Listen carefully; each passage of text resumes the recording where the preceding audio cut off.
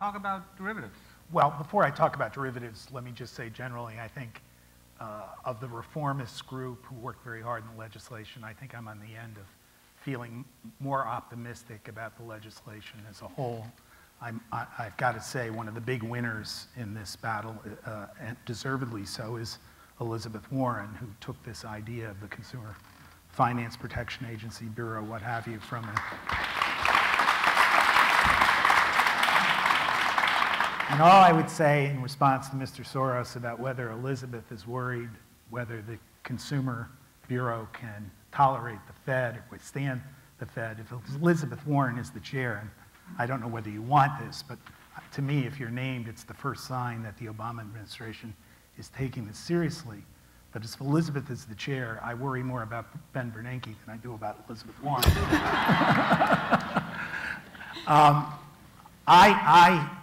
I come from this, from the trenches. I've been a technical advisor to the unions, consumer groups, environmentalists, even the civil rights groups were very active in this. There was a coalition, Americans for Financial Reform, that was very effective. There was a small business group called the Commodity Oversight Council, which are a bunch of businesses, oil dealers, heating oil dealers, truckers who feel they've been very badly abused by the misuse of derivatives.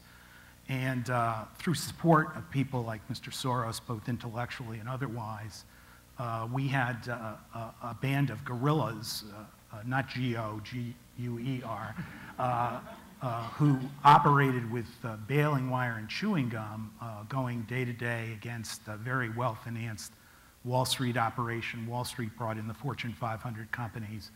And I think were it not for, first of all, Elizabeth took care of the consumer finance and pretty much put it out of bounds for criticism, much to the bank's dismay. But were it not for this coalition of volunteers and poorly paid advocates, I hate to think what this bill would look like. I, yesterday, said on Sunday, the New York Times had a story about Paul Volcker, who's said with a tinge of regret and unhappiness that he gave this bill a B-, and I put a note up on the Roosevelt Institute's blog that I agree it's a B-, and I agree there's regret, but I'm not unhappy. I view the B- as a midterm grade. The fight now is so much of this has been pushed into the regulatory agencies, the SEC, the CFTC, the Fed, the Stability Council. But I went through and read it again last night, and as a former regulator, I said to myself, the tools are there. The tools are there. The derivatives section, and just briefly, you know, yesterday the Goldman SEC lawsuit was settled for $550 million. That lawsuit, I made the analogy that Lehman Brothers was like Pearl Harbor.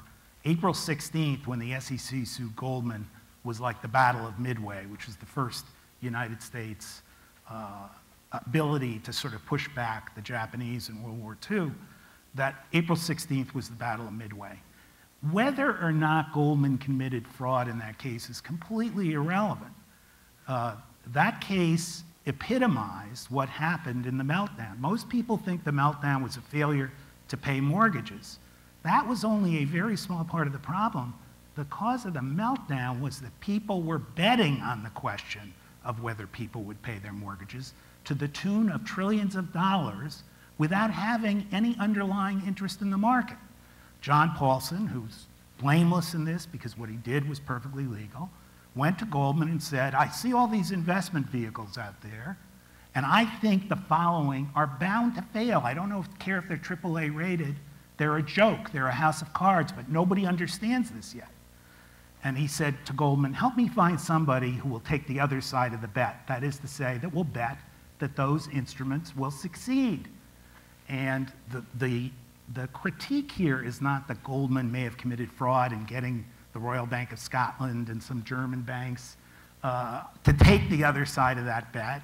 The thing is that Goldman was like, where are they in this whole deal? Who are they siding for? Who are they helping?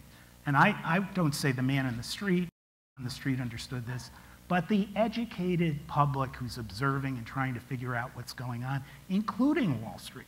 was just shocked at this lack of affiliation with either side of the bet. It is the failure of those bets. Some of these CDO tranches were bet on 9 and 10 times as to whether they would succeed or fail. That means when the mortgage defaulted, there was 9 times the hit in the economy in that the casinos didn't have the capital to pay off the bets. Who paid off those bets? You and me. When AIG got all that money that was to pay off their bets, Goldman ended up getting $14 billion out of that transaction. Now, the derivatives section makes these side bets, which were deregulated, private, bilateral. Bernanke didn't know how many there were. Paulson, the Secretary of the Treasury, didn't know how many there are. By and large, if properly implemented, all that is going to be transparent.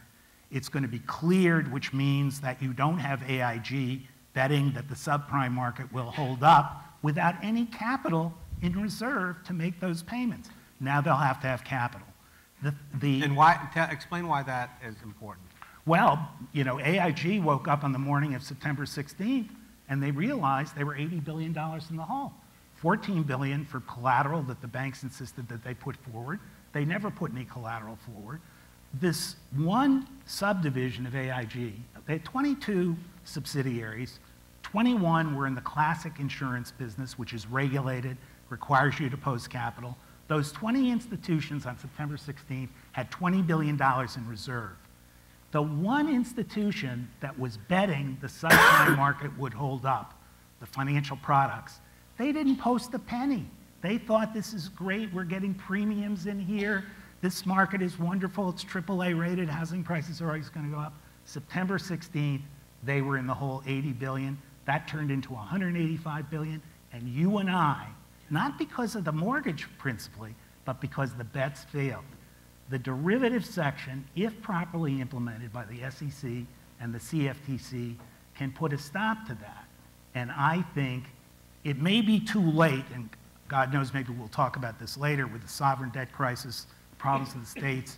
We may be in for a double dip or worse, but somewhere you have to draw a line in the sand.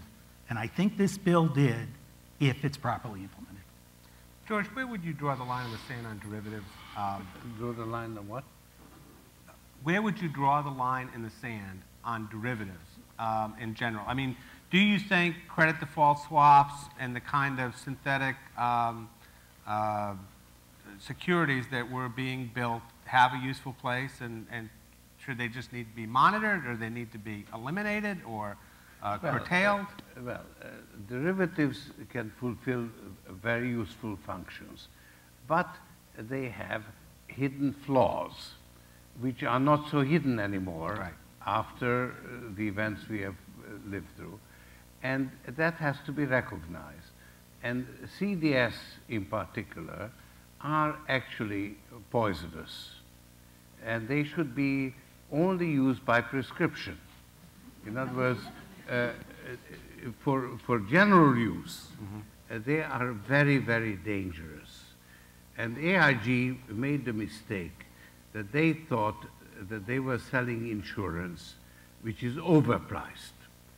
In actual fact, they were selling bear market warrants on the collapse of the bubble, which were underpriced, because warrants generally sell at a premium, and bear market warrants in particular are very valuable. Now, to understand why they are poisonous, it takes maybe 2 or 3 steps. The first thing is that markets are unstable, and actually bear raids can succeed. In other words, it is possible to attack a company, particularly a financial institution, and destroy its business model